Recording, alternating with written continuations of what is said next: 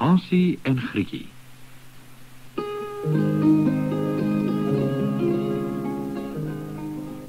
Aan die soem van 'n diep donker woud het daar eendag 'n houtkapper met sy 2 kinders, Hansie en Griekie, gewoon. Na sy eerste vrou dood is, het die houtkapper weer getrou, maar die nuwe vrou was 'n nare mens, hard en onvriendelik, en het Hansie en Griekie nie lief gehad nie. Die houtkapper is elke dag bos toe om te gaan houtkap. Hy het baie hard gewerk, maar hoe hard hy ook al werk, hy het so min vir sy hout ontvang, dat hy dit later nie meer kon bekostig om kos vir sy gesin te koop nie. Toe Hansie en Griekie een aand in die bed is, sê die houtkapper vir sy vrou: "Hoe gaan ons die kinders môre voed? Daar's omtrent geen kos oor nie." "Ons kan hulle nie voed nie," sê sy bitsig. "Ons het niks geld nie. Hulle is jonk en sterk. Hulle moet maar hulle eie kos gaan soek. Môre vat ons hulle na die middel van die woud, dan kom ons sonder hulle terug. Ons moet hulle eenvoudig daar los." Die houtkapper gooi sy hande ontsteld in die lug op. "My kinders alleen in die woud laat bly, sê nou die beere vreet hulle." "Wel, ek kan hulle nie meer kos gee nie," sê die vrou woedend. "Hulle moet eenvoudig gaan." Die houtkapper stry 'n lang tyd met sy vrou. Maar wanneer sy kwaad is, is sy so 'n harde, vreesaanjaende mens, dat hy op die ou end instem. Die twee se rusie laat Hansie en Griekie wakker skrik. Hulle luister toe hul stiefmoeder weer vertel hoe sy van plan is om hulle in die woud agter te laat. Griekie begin huil, maar Hansie fluister: "Toe maar, ek het ook 'n plan." Toe almal later daardie nag slaap, sluip Hansie by die trappe af, maak die kombuisdeur stilletjies oop en stap by die tuin in. Daar, teen die donker aarde van die beddings, blink honderde wit klippies in die maanlig. Hansie maak sy sakke vol klippies en sluip weer bed toe. Die volgende môre roep ons stiefma hulle. "Vandag gaan ons almal bos toe," sê sy. "Julle twee kan speel terwyl ek julle pa help houtkap. Dit sal mos lekker wees, nee?" Hansie en Griekie antwoord nie, maar volg hulle ouers by die donker woud in. "Kom nou, Hansie," skree die seun se stiefma oor haar skouer. Maar Hansie bly agter met sy hande in sy sakke, en sodra sy stiefma weer voor haar kyk, laat hy een van die wit klippies op die grond val. Uiteindelik, nadat hulle baie draaie tussen die bome deurgestap het, roep die stiefma hard: "Hansie, Griekie, julle seker nou moeg van die stap. Kom sit nou hier en rus. Hier is brood vir die middagete. Wag hier totdat ons julle kom haal." Die kinders eet die brood, en nadat hulle 'n tydjie gespeel het, raak hulle onder die boom aan die slaap. Toe hulle wakker skrik, is dit baie donker en hulle is nog alleen. "Hulle het ons hier gelos," snik Griekie. "Ons sal nou nooit ons padhuis kry nie. Die beere sal ons eet." Maar Hansie wys haar hoe die wit klippies wat hy op die grond gegooi het in die maanlig skitter. Hy neem Griekie se hand en saam volg hulle die wit klippies die hele pad huis toe. Toe hulle aan die huisie se deur klop, maak hulle vader dit oop en omhels sy kinders. Hy is verheug dat sy vrou se vredeplan misluk het. Maar hul stiefmoeder gluur hulle aan en beveel hulle bars om te gaan slaap. "Dit help nie om so ingenome te lyk nie," sê sy vir die houtkapper. "Môre moet ons sorg dat hulle in die bos agterbly en ons moet sorg dat hulle nie terugkom nie." Die kinders is nog wakker en hulle hoor hulle stiefmoeder se wrede woorde. Hansie bly stil in sy bed lê tot almal slaap. Toe sluip hy by die trappe af om nog klippies te gaan haal. Maar die deur is gesluit. Arme Hansie. Hy sluip terug bed toe en lê en dink oor wat om te doen staan. "Kom nou, opskud," roep ons stiefma die volgende oggend. "Ons gaan weer die dag in die bos deurbring. Hansie, jy kan julle twee se brood dra." Soos tevore dra Hansie agterna. En sodra sy stiefma voor haar kyk, skeur hy klein stukkies van die brood af en laat dit op die grond val. "Kom nou, Hansie," skree sy stiefma. "Hoekom is jy so stadig?" Na 'n lang ruk bereik hulle die middel van die woud. Kom sit nou en eet julle brood terwyl ons hout kap, sê sy. Die lang stap het die tweeetjies so uitgeput dat ons spoedig vas aan die slaap raak. Toe hulle wakker word, is dit pikdonker en hulle is weer alleen. Hierdie keer huil Grietjie nie. Hoe het jy hierdie keer die pad aangedui, Hansie? Vra sy. Met broodkrummels. Maar waar is hulle? Ek sien niks. En hoewel hulle oral soek, vind hulle nie een van die krummels wat Hansie laat val het nie. Die voëls van die hemel het alles opgeëet. In die hart van die donker woud klou Hansie en Grietjie aan mekaar vas.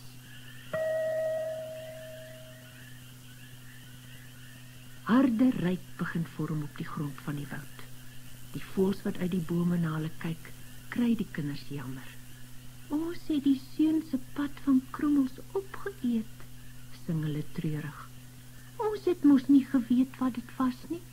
Dit is ons skuld dat die kinders koud kry. Die volgende oggend dwaal Hansie en Grietjie deur die woud tot hulle by 'n groot grasperk tussen die bome kom.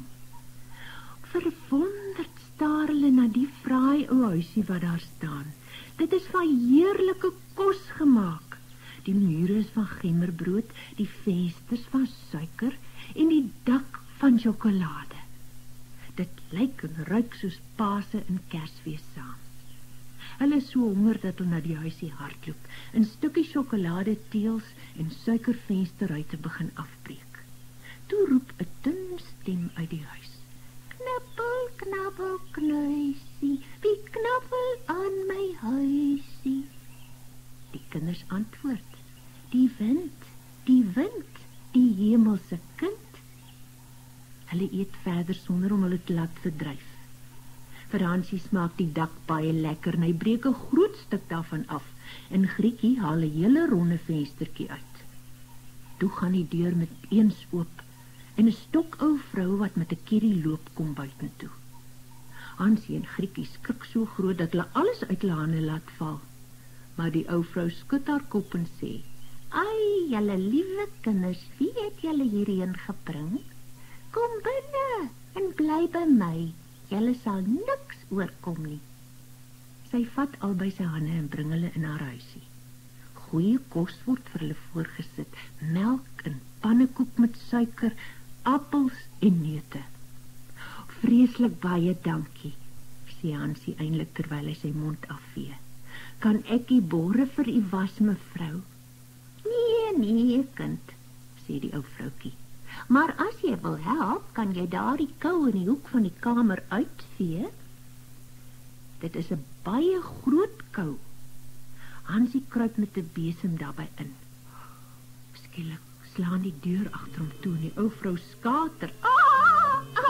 Dit jou. Ek, dis wat ek is. My gemmerbroodhuisie is 'n lokval. En wat dink julle vang ek in my lokval, hè? Kinders! Die arme klein Grietjie is nou die hekse bediende en sy moet vryf en skrob en vee. Maar met Hansie het die heks 'n ander plan. Aha, ek gaan jou vet voorsien en binnekort braai ek jou vir aandete. Op 'n dag, terwyl Grietjie die huis uitvee, merk sy dat die heks baie bysiende is, byna blind. Elke dag gaan die ou vrou na Hansie se kou en tuur na hom. "Steek jou vinger deur die tralies, seun," sê sy. En dan voel sy aan Hansie se vinger om te kyk of hy al vet word. 'n Paar dae later sluip Grietjie na die kou en fluister vir haar boetie wat die heks wil doen. Van nou af steek hy 'n hoenderbeentjie in plaas van sy vinger deur die tralies vir die heks om aan te voel.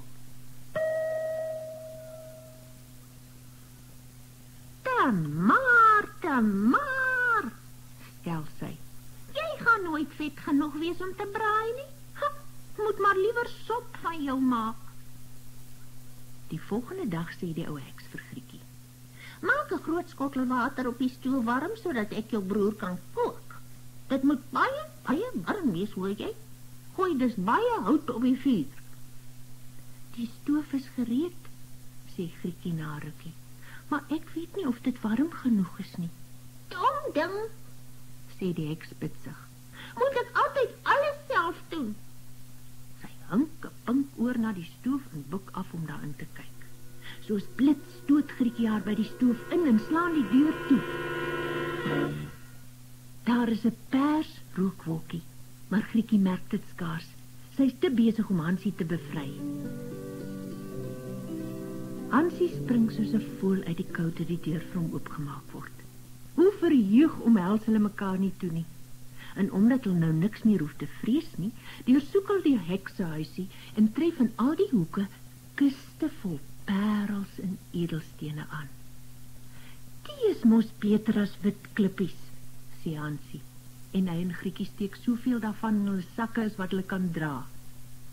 Maar nou moet ons spore maak, sê Hansie, sodat ons uit die heksewoud kan kom. Nadat hulle 'n paar uur lank gestap het, beland hulle by 'n groot meer. Ons kan dit nie oorsteek nie, sê Hansie. Ek sien geen brug nie. Hier is ook geen bootjie nie, antwoord Grietjie. Maar daar swem 'n wit gaas. As ek haar vra, sal sy ons miskien help. Toe roep sy, Gasie, Gasie, hier staan Grietjie en Hasie. Hier is geen bootjie en geen brug. Neem ons tog oor op jou rug. Die gaas kom toe ook nader. En Hansie gaan sit op haar rug en sê sy sussie moet langsom kom sit. Nee, antwoord Grietjie.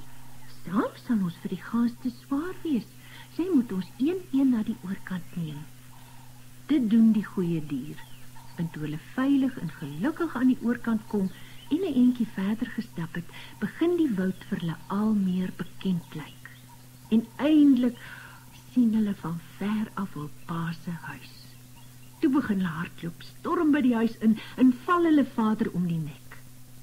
Die man het geen oomblik vrede gehad nadat hy sy kinders in die woud gelos het nie. Die stiefma het gesterf. Toe Grietjie by haar pa is, skud sy haar voorskootjie uit, sodat die parels en die edelstene in die vertrek rondrol, en Hansie gooi die een handvol na die ander uit sy sak. Toe was al die man se sorge verby, en hulle het gelukkig saamgelewe. Fluit, fluit, my storie is uit.